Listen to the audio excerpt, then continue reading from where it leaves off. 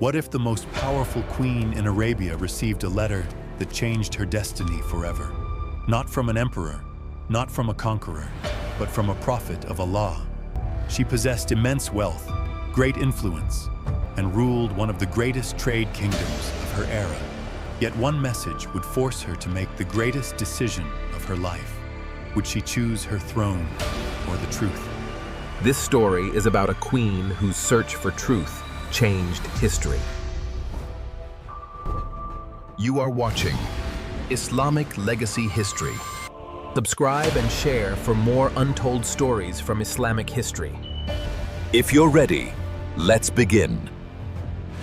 Thousands of years ago, in the southern Arabian Peninsula, stood the prosperous kingdom of Saba, located in present-day Yemen. Its fertile valleys, orchards, palm groves, and remarkable irrigation systems transformed the desert into a flourishing land. Through its trade caravans, Saba became one of the wealthiest civilizations of its time. Yet despite these blessings from Allah, most of its people worshipped the sun instead of their creator. Their ruler was a wise queen.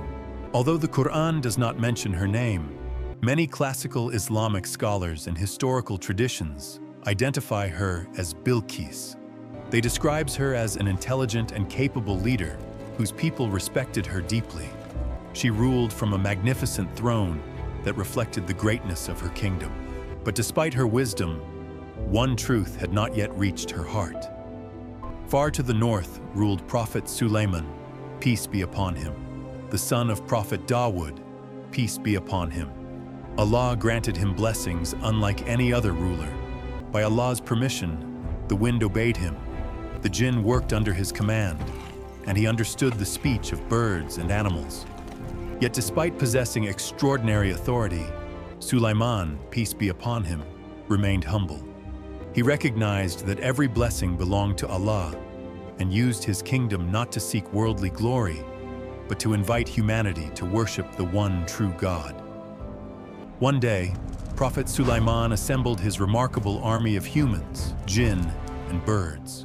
As he inspected their ranks, he noticed one bird missing, the Hudhud, or hoopoe. He said, "Why do I not see the hoopoe? Is he among the absent? I will surely punish him severely, or slaughter him, unless he brings me a clear excuse." Soon the Hudhud returned with astonishing news. "I have come to know something that you do not yet know. I have come to you from Saba with certain news." The bird described a magnificent kingdom ruled by a queen who possessed an extraordinary throne. But despite all their prosperity, the queen and her people worshipped the sun instead of Allah. The Hudhud said, "Shaitan has made their deeds appealing to them and turned them away from the right path."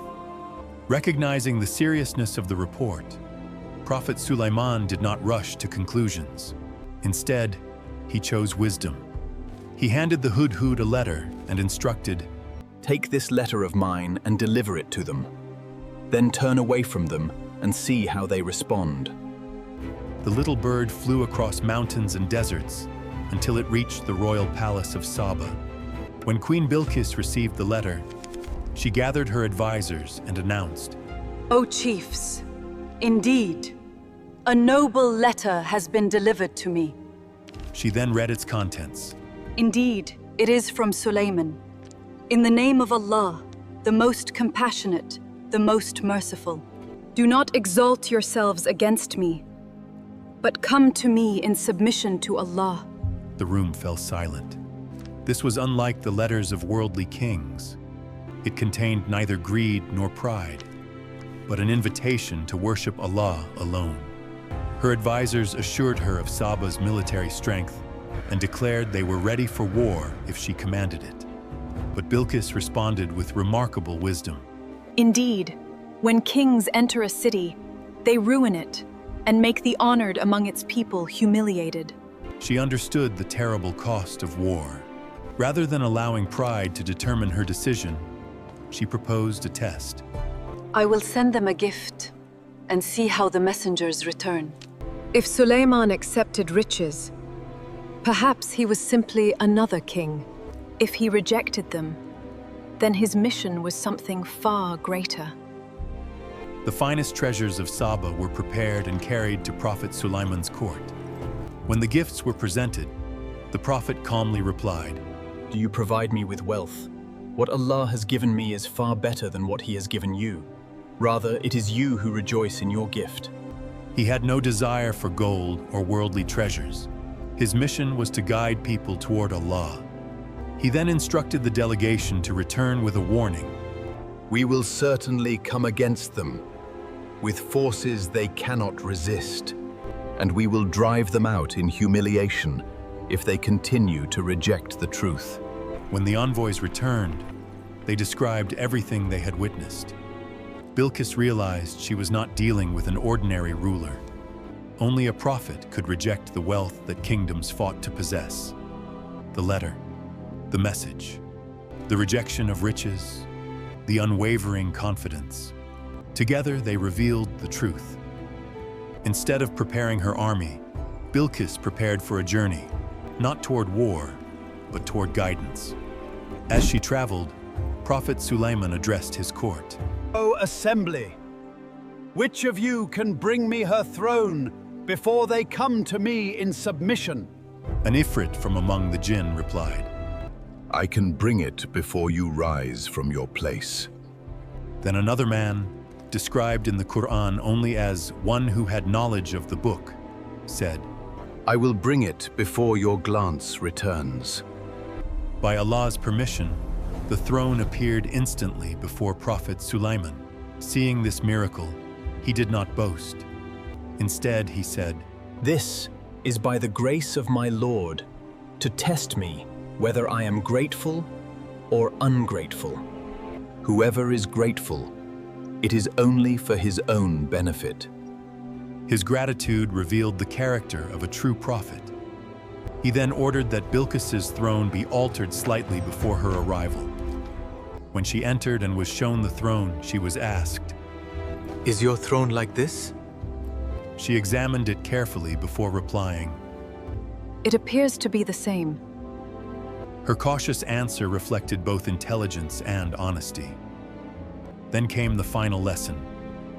Prophet Sulaiman invited her into a magnificent palace, a palace whose floor was made of smooth, transparent glass, beneath which water appeared to flow. Believing she was about to step into water, Bilqis lifted the edge of her garment. Sulaiman gently said, Indeed, it is a palace paved with smooth glass. In that moment, Bilqis realized something far deeper than the marvel before her eyes. Just as her vision had mistaken glass for water, she and her people had mistaken the sun for something worthy of worship. The truth became unmistakably clear. Standing before the Prophet of Allah, she declared the words preserved forever in the Qur'an. My Lord, indeed I have wronged myself, And I submit with Sulaiman to Allah, the Lord of all worlds. In that single moment, one of history's greatest queens chose faith over power, truth over tradition, and submission to Allah over the glory of this world. Her story teaches that guidance is never determined by wealth, intelligence, or status. It belongs to those whose hearts remain humble enough to accept the truth when Allah reveals it. No matter how far someone has gone, the door of guidance is never closed.